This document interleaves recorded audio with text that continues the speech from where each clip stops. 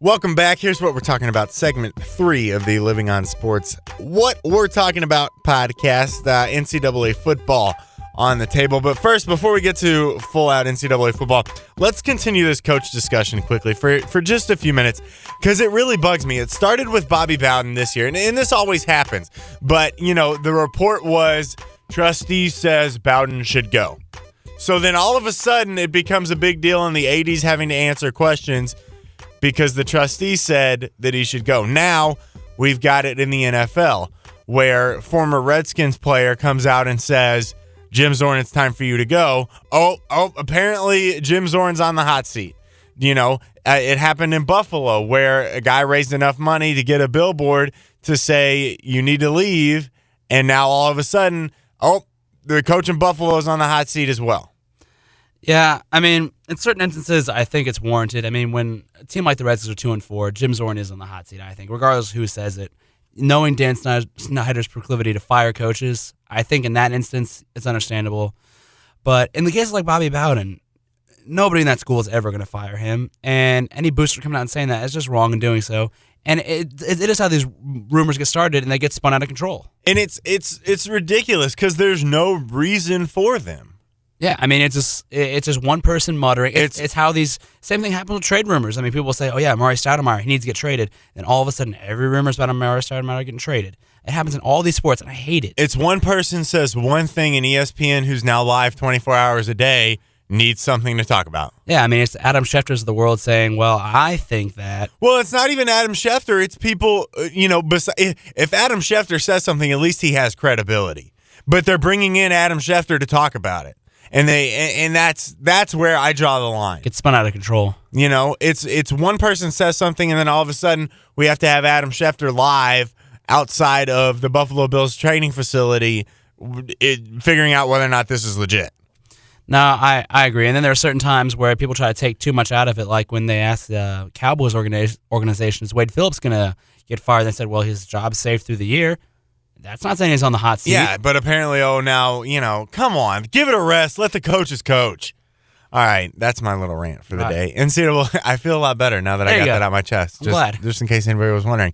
NCAA football talk, nothing going on this weekend. Thankfully, last weekend gave us something to talk about. Well, we got Texas, Missouri this weekend. Oh, yeah, that's going to be a big one. Not. Notre Dame, 8 straight losses against USC. Charlie Weiss. Now, there's a guy who's legitimately on the hot seat. No, I agree, but the interesting thing about it is he hasn't won any games to save his job, but he hasn't lost any to get himself fired. That's the thing. He hasn't won any big games. He doesn't have that big win. His 2 biggest wins are 2 really close losses to USC. Right. They're saying this is going to go down in the greats for Charlie Weiss, which I don't really know what that means. One of your best games is a loss, but at the same time, he's not dropping games to Appalachian State or Western Michigan. He's winning those he should. Now, last year, yeah, they were awful. And I think the other thing is you haven't heard a peep about Notre Dame, on any sort of NCAA allegation or anything like that. And I think that weighs heavily on the mind of athletic directors, especially in this day and age. You look at the kid from UConn who was just viciously stabbed to death after a game on Saturday, and we certainly send our thoughts and prayers to him and his family and the entire UConn University. But you look at that, and that has a lot to do in the NCAA. Yeah, and I think Charlie Weiss has done a good job keeping them off probation, out of any kind of illegal recruiting mess, and I don't think he's a great coach. I don't think he's going to turn that into a winning program once again, but does he deserve to be fired? No, I don't think so. You don't think he deserves to be fired? Not yet. Until he drops a big game or, how many years has he been there now? 4? Yeah. 4 losses to Notre Dame. His predecessor, Ty Willingham, had 4. Well, I guess he got fired too, but I still claim the race card there on that one. That's true. That's very, very true. I don't think Weiss does get fired, but he needs to start winning games because this is his easiest schedule. Oh, yeah. If he drops another one this season, then they're really going to be talking about it because they have nobody coming up. No, I agree. You drop one of those to Navy again, or next season you can't win a big one, then maybe. But right now, until he drops a big one, let him go about doing his business. He's doing fine right now. Now, the other thing, there is nothing going on this weekend in college football. The only ranked game is TCU BYU. Yeah, and who would have seen that one coming? Yeah, no joke. And who cares about that one, quite honestly?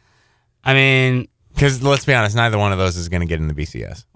Interesting thing is, one of the two BYU won't, but TCU right now sits at number 8 in the BCS rankings. No, TCU will lose. You think they'll lose to BYU this week, or think they'll just lose from here on out? They'll lose to somebody. They'll drop to somebody. All right, my question is, though, hypothetically, say they don't and Boise doesn't, and they're both top 8 BCS. Then we have a which playoff. They both are right now. Do you give them both BCS bowls? You have to. Why wouldn't you? I think you should, but Missouri, what were they, number 6 2 years ago, and they got left out? Well, they got left out because they gave 2 Big 12 spots away. Well, I just think it's an interesting conundrum right now that we're probably going to look at because I don't know. Looking at TCU's schedule, I don't know which one they'll lose. I mean, Boise's biggest test is Idaho. They'll drop biggest one. test is Idaho. Then Boise will go undefeated. I think Boise's legit. My conundrum right now is if Boise goes undefeated, Texas loses one, and Alabama or Florida loses one, which one of them has to. Right. Then Boise's number 2 in the national championship. No, they'll still play. I think USC will still be ahead of them. Well, right now, USC's at number 7, and USC's biggest test is Oregon. Now, if Oregon keeps playing like they're playing, then that will be something because Oregon will be a highly ranked team. I think USC will jump them. I would, because I don't think you're going to put BCS in the national championship game or Boise State in the national. No, championship. I don't think you want to either. But if they're number 2 in the BCS, I mean, I'm not well versed in BCS history, but I don't see them being passed over at number 2. Which brings us to another point. The rankings are so screwed up still, and we've talked about this before. The rankings are so screwed up. I mean, right now, this is one of the most ridiculous things I've ever seen. In the AP and the USA Today, in the AP, Alabama's ahead of Florida by 19 first-place votes. But in USA Today, Florida's ahead by 40 first-place votes. How does that make sense at all? I have never seen that. Maybe once or twice you see 2 different number 1 teams, but not that big of a discrepancy. It's always like 1 or 2 votes either way. But not a difference of 40 and 19. No, I don't know what's going on. The voting has always been messed up, but now it seems like this year it's been messed up even more. You had USC who was at number 3, then they lost and dropped to like 17, then they didn't play and were up at like number 12. Yeah, Oklahoma, 3 losses, 3-3, and they are still in the top 25 in the AP. USA Today, they're not, but they're only at number 26 if you were to go to 26. Right. I mean, I think that's, and that's ridiculous too. They'll argue that Oklahoma's lost to 3 good teams and they've lost by a grand total of 5 points. But they've still lost 3 games. I mean, you cannot put a 3-loss team up that high, even though this is one of the weaker top 25s I've ever seen. This is by far one of the weakest top 25s ever. Weakest top 10, really. When you have Cincinnati, because you look at Iowa, any of those teams. Any of those teams could lose a game any given Sunday. Florida's not playing that well. No, they should have lost to Arkansas. Right. Alabama's the only really solid team that. I mean, we'll see what happens when they play LSU. That's always a good game. They could drop that one. They could drop Florida, but they're really the only team I could see not dropping an easy game coming up. Which calls for another freaking playoff in the college. Why? Everybody else has one. Why won't you? It's the only solution. All right, so this past week we had the Red River Shootout, or the Red River Snooze Fest, as I like to call it. The Red River Rivalry. Thank you. Let's be politically correct. Yeah, it was a 16-13 game with 8 turnovers. Oklahoma ran for negative 16 yards, and there were 21 penalties for 228 yards. Texas is going to get hurt. Texas is going to get hurt one day because they don't have an offense that starts fast, and somebody's going to catch them. I don't know who it's going to be, and it's going to be somebody that nobody expected, but somebody's going to catch them eventually because their offense starts slow, and it's going to come back and hurt them. Yeah, I mean, if Oklahoma, if Bradford had been healthy, I think they would have been buried. I don't think so at all. You don't think so? No, I don't think so at all. I mean, Landry Jones kept him in it pretty close the whole game, and that was Landry Jones. I'm not. He's a lot more mobile than Bradford, though.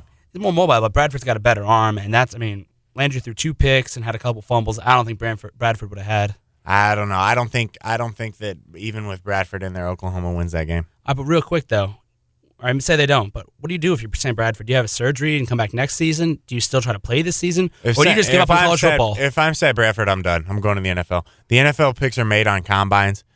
And he can go have surgery right now, be good for the combine, and then be safe, and that's what he needs to do. So just cut your losses in college and move on? Yep. Don't try to be like Brian Brom and come back for that next season and drop out? Nope, because then you're going to lose more and more millions of dollars. That's all I got to say. Makes me want to puke.